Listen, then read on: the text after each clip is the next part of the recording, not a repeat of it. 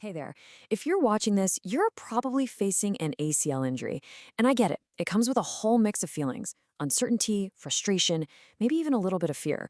But today, we're going to swap that uncertainty for clarity.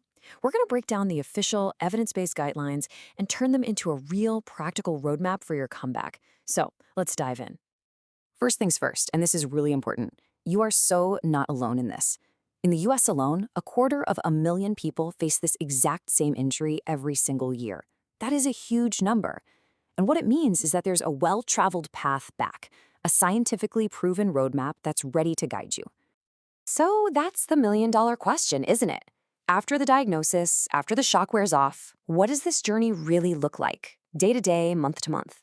Well, that's what we're here to do. We're going to map it all out, step by step, and take all the guesswork out of your recovery.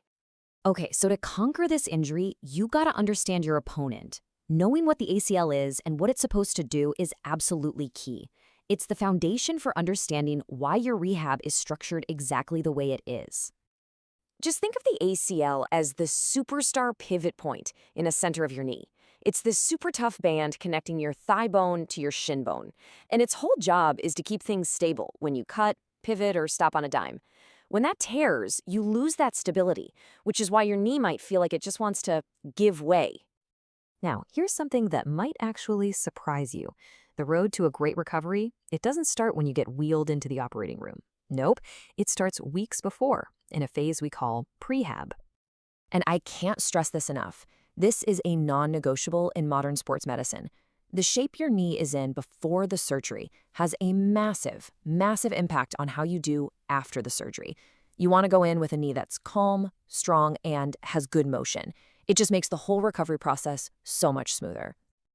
So long before you're thinking about surgery, you and your physical therapist have 4 crystal clear goals. 1, get that swelling and pain way down.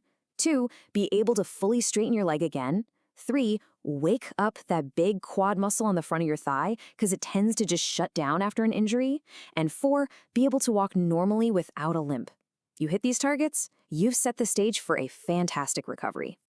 All right, surgery's done. Now the real work, the real construction begins. And this isn't some chaotic race to the finish line. It's a methodical process. Think of it like building a house. You're building your knee back, stronger, brick by brick, phase by phase. Let's take a look at the big picture. So, here's the general timeline, your bird's eye view. You start by protecting the new ligament and just letting things heal. Then, you move into building a solid foundation of strength. From there, you start doing things that look and feel like your sport. And finally, you get into really specific training to get you ready for game day. But, and this is a huge but, there's a major catch to this timeline. Pay attention to this because it is the single most important idea in all of modern ACL rehab. Your body does not care what the calendar says. You only move from one phase to the next when you've actually hit specific, measurable goals. Milestones matter, not the number of months that have passed. So let's see how this works in phase 1. Right after surgery, you don't move on because it's week 4. You move on when you've checked the boxes. Is the pain and swelling under control? Check. Can you straighten your leg all the way, just like your other one? Check. Can you squeeze that quad muscle and make it work? Check. These are the keys that unlock the door to the next stage. Now, as you get further along, you're going to hear this term a lot, neuromuscular control. Here's the deal. The injury didn't just tear a ligament, it messed with the communication, the wiring between your brain and your knee.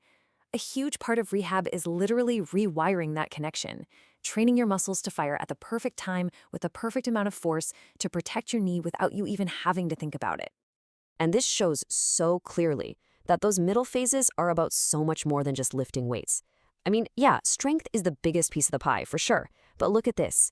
You're also spending a ton of time working on balance, on endurance, and look at that last slice, on rebuilding your confidence. People forget that one, but it's crucial. All of these things have to grow together.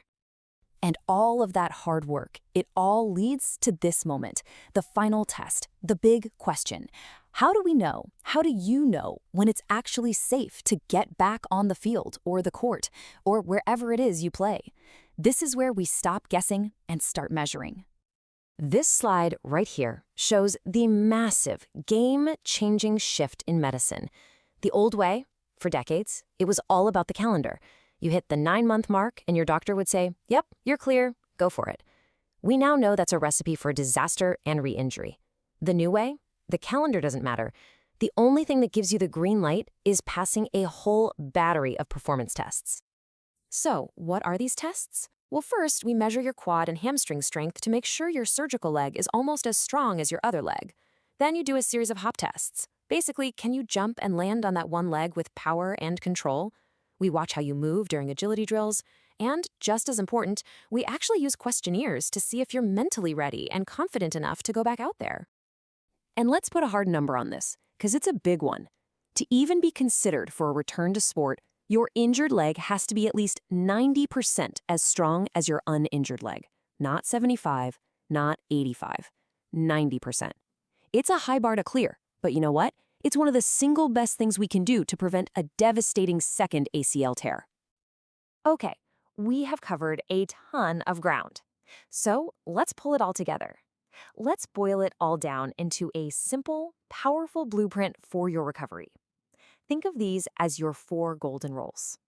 Principle number 1, patience is your new superpower. Seriously, be the tortoise, not the hare. Your body has its own healing timeline and you just can't rush biology. Embrace the process one day at a time. Number 2, your physical therapist is your co-pilot on this journey. They're the expert navigating you through this. You have to trust them, you have to talk to them, and you absolutely have to do the work they give you. Number 3, and if you remember one thing, make it this: trust the criteria, not the calendar. I'm going to say it again. Trust the criteria, not the calendar. Focus on hitting your goals, not on hitting a date. And finally, number 4, please do not underestimate the mental side of this. It is totally normal to feel scared, to not trust your knee for a while. Acknowledge those feelings, talk about them. Celebrate every small win. Getting your head right is just as important as getting your quad strong. So, I'll leave you with this final thought. You can look at this whole thing as a frustrating race against the clock, just trying to get back to where you were. Or you can see it as an opportunity, a chance to find your weaknesses, to learn how to move better, and to come back to your sport not just healed, but as a stronger, smarter, and more resilient athlete than you were before. The choice is yours.